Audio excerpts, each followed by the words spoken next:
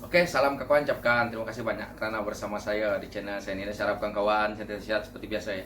Pembicaraan sehari ini berkenaan dengan sedikit isu yang agak panas, tetapi sudah lama kita mungkin sudah lupa. Dan hari ini karena ada kawan saya dari Indonesia tadi kirim sedikit video berkenaan dengan isu politik mereka dan isu pentadbiran kerajaan dia. So, saya nak pertontonkan sedikit video itu supaya walaon-walaon daripada parti sana yang mana yang menyokong parti itu yang dulu bukan main lagi mereka kritik tentang isu arak yang mana sampai YB Khalid Samad pun dituduh sebagai Khalid Kasberg. Hari ini mereka duduk dalam kerajaan dan mereka berdiam diri. Kenapa mereka tidak mencadangkan sebagai ulama seperti mana yang ada di Indonesia, tidak mereka buatkan hari ini?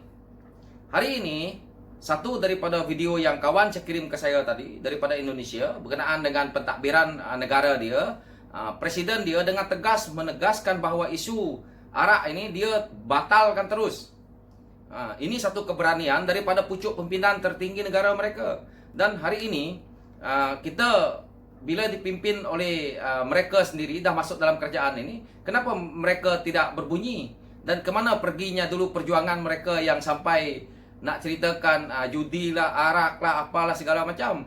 Dan sampai menteri pun boleh keluarkan kenyataan arak diharamkan, bia boleh pula, macam-macam lah semua ada yang kita dengar. Sampai menjadi pertikaian antara orang-orang rakyat-rakyat yang ada di luar sana. Dan saya nak pertontonkan sedikit daripada apa yang teman saya kirim ke saya tadi, agak pendek sahaja, yang berkenaan dengan isu arak ini tadi, di mana Indonesia begitu tegas kerajaan dia yang dipimpin oleh Presiden Joko Widodo ataupun dipanggil dengan panggilan Pak Jokowi. Ini saya pertontonkan.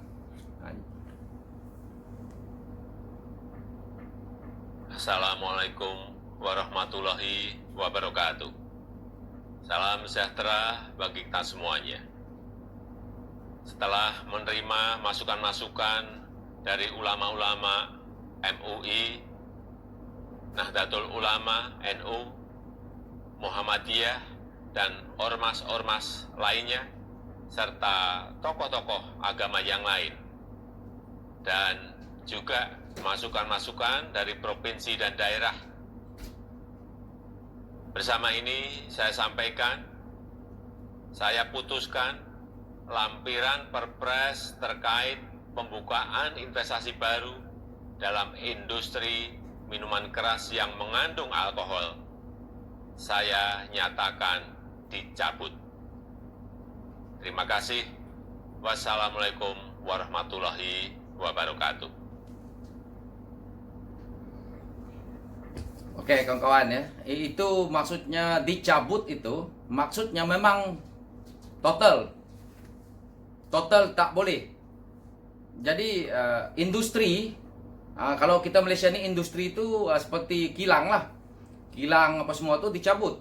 Maknanya mereka punya untuk mereka nak buat pelaburan baru tidak ada, isu arak ni apa semua tak ada. Jadi ini adalah satu ketegasan daripada pemerintah mereka berkenaan dengan isu ini. Presiden sendiri yang cakap. Jadi saya nak beritahu dekat Malaon, saya harap dia tonton video ini. Apakah kamu punya ulama, apakah kamu punya pemimpin berani untuk mencadangkan perkara ini kepada Perdana Menteri? Karena kamu sekarang ada dalam kerajaan. Yang kamu hari itu duk mengkritik PH, yang kamu duk mengatakan PH itu ini, hari ini kamu dalam kerajaan, buatlah. Dan saya harap orang paham ini. Saya tidak boleh lah nak huraikan sangat bahasa Indonesia ni, walaupun saya tahu, tapi maksud yang terakhir itu dicabut itu memang tidak boleh dah. Seperti itu. Apa-apa yang berkenaan dengan arak yang ada alkohol tak boleh di Indonesia.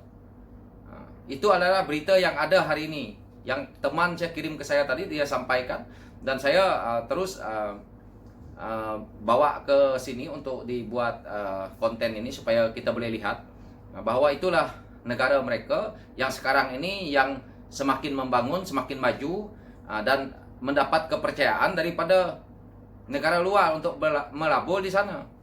Termasuk pelabur daripada Malaysia lari ke sana, seperti mana yang kita tahu.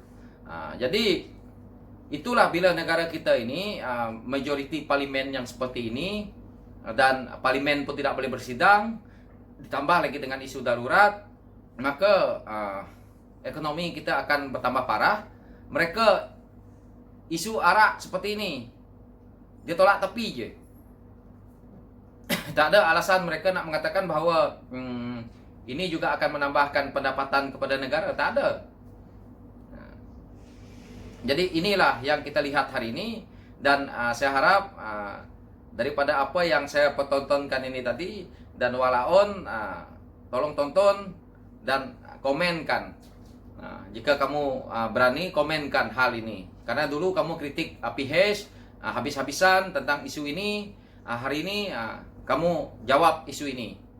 Dan satu lagi kita lihat, hari ini daripada pihak sana yang suka membuat fitnah kepada MP PH, orang-orang PH, hari ini apabila masuk mahkamah, apabila buat saman, disaman, tak ada yang menang. Semuanya pun kepada PH. Jadi kita nampak fitnah apa semua yang mereka lakukan hari ini, kita lihat di mahkamah.